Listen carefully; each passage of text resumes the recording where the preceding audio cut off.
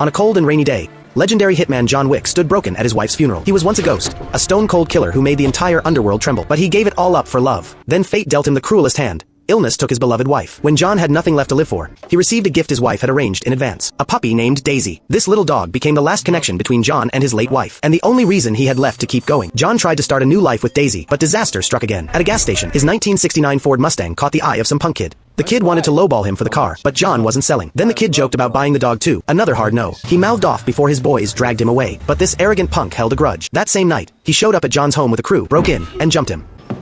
While they tore the place apart looking for the car keys, little Daisy started to panic. ISF lost it and killed Daisy on the spot. Staring at the puppy his wife had given him, John was shattered and furious. They found the keys and headed for the door. Before leaving, ISF pulled off his mask and got in John's face, just to rub it in. That moment lit a fire inside John that had been sleeping for a very long time. The next morning, John buried the only thing he had left to care about with his own hands. Then he scrubbed the blood off the floor. Flashes of his wife, flashes of last night, playing on repeat in his mind. And behind his eyes, nothing but ice-cold murder. Meanwhile, ISF had no idea what was coming for him. He brought the Mustang to a chop shop, and the moment the owner saw the plates, his stomach dropped. He told them to get the car out of his shop immediately. ISF, with all the confidence of someone who's never been humbled, reminded him that his dad owned this place too. But the owner knew exactly whose car this was, and who they had just pissed off. When he heard they killed John's dog but left John alive, he went pale. He punched ISF square in the face. One of ISF's boys pulled a gun on the owner. The owner just told them to go ask their boss. He'd understand. After they left, the owner got on the phone with John. John learned who the kid was, son of Russian mob boss Vigo Tarasov. The owner asked what he was going to do next. John didn't answer directly. He just asked for a new car. Not long after, Vigo himself called the owner, ready to tear into him for hitting his son. But the moment Vigo heard ISF had stolen John Wick's car and killed his dog, the color drained from his face. He knew better than anyone just how dangerous John was. He called his son back immediately. ISF still had no clue what he'd done. To him, it was just some nobody's car.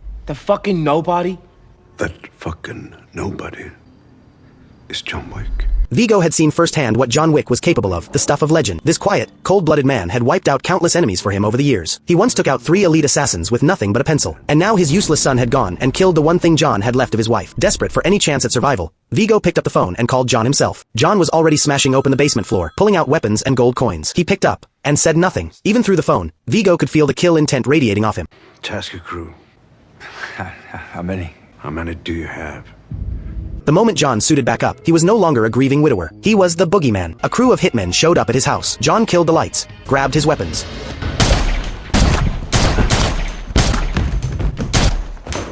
After dropping the first few, John leaped off the balcony and finished 2 more with clean headshots. He cleared the corner, took one out, and slapped in a fresh mag. He was about to move out when an enemy rushed him at close range.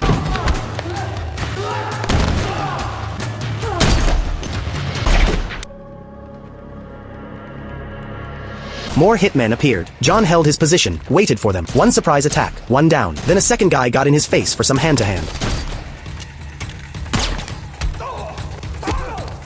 The guy crashed through a glass door and hit the floor. John reloaded and put him down. He pushed on and got blindsided. Then a second one closed in. 2 on 1. John didn't even flinch. He slammed one to the ground and created distance. Pinned the other one against the table and snapped his neck.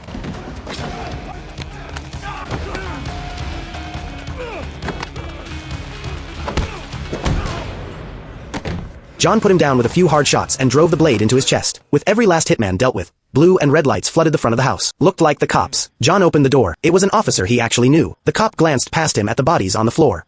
You, working again? No, just sorting some stuff out.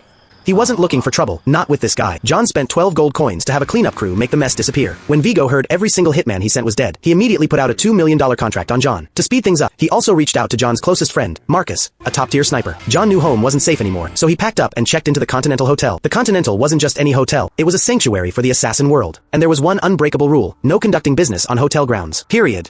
The hotel was run by a manager named Winston, offering rooms, weapons, and medical services, members only. In this hidden world of assassins, everything ran on gold coins, from body disposal to custom bulletproof suits. John got ISF's location from Winston. He strapped on his vest, locked and loaded, looking sharp as ever. Then he moved on the target's location and slipped into the club without making a sound. Meanwhile, ISF was in there partying with girls. His bodyguard told him to keep a low profile. Are you scared of the fucking boogeyman?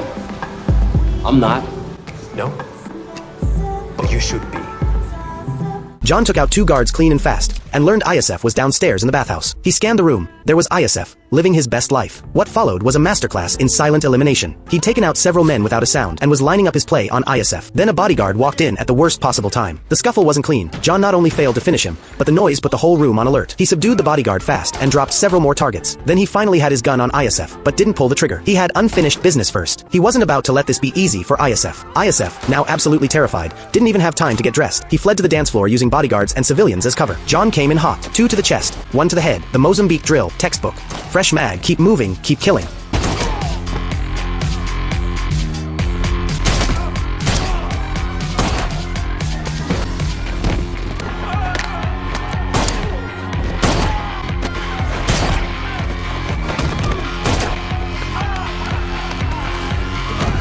But the bodyguards just kept coming. John took a round to the chest, stopped by his vest. And by then, ISF had already been pulled out and driven away. John broke free and made it back to the Continental. He got a doctor to patch up his wounds and finally lay down. What he didn't know, Marcus had already set up a sniper's nest with John in his crosshairs. But when Marcus spotted someone sneaking into John's room, he deliberately shot wide to tip him off.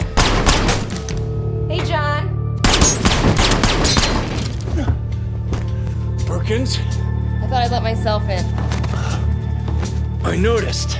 John used a bandage to wrap up the hand holding her gun, and they went at it. After several exchanges, Miss Perkins just didn't have enough. John threw her to the floor, wrapped her head in a bedsheet, and knocked her clean out the window. She was done, crawling desperately trying to escape. But John caught up fast, and she gave up Vigo's location. John didn't finish her, just knocked her out cold.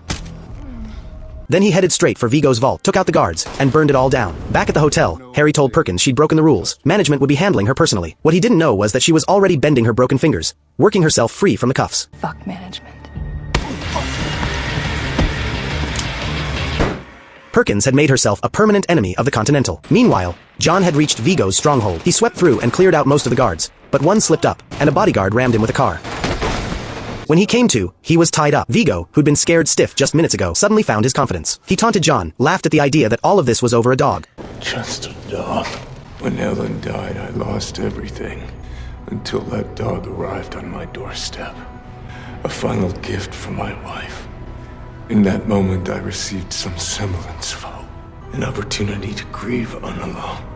And your son took that from me. Stole that from me.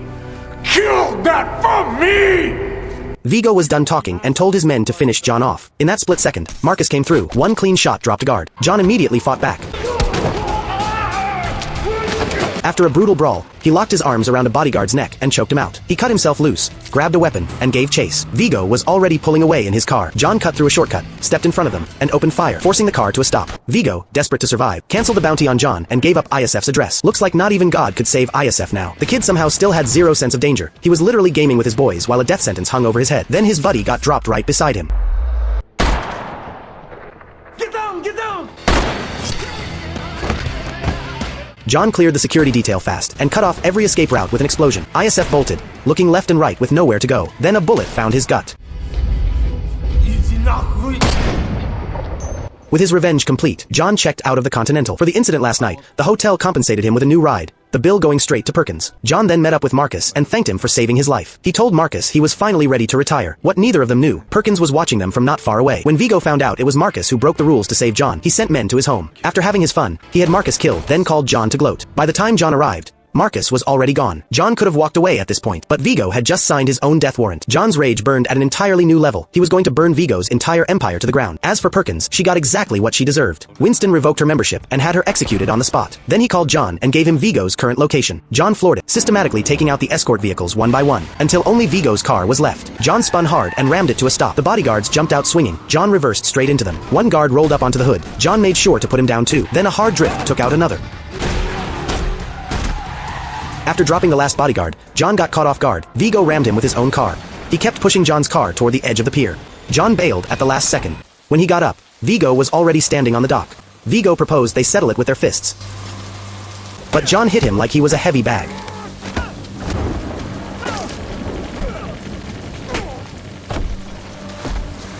Now Vigo was finally scared. He talked about being men of honor, then stabbed John in the back with a hidden knife like the coward he always was. John grabbed the hand holding the blade and drove it into his own old wound. While Vigo was locked and couldn't move, John snapped his wrist. Then he yanked the knife free and drove it straight into Vigo's throat. Good seeing you, Dom. Yeah. You see me. John dragged himself, barely standing, to a nearby animal clinic. He patched himself up as best he could. Then a dog caught his eye. He walked out with the dog by his side. It felt like something new was beginning.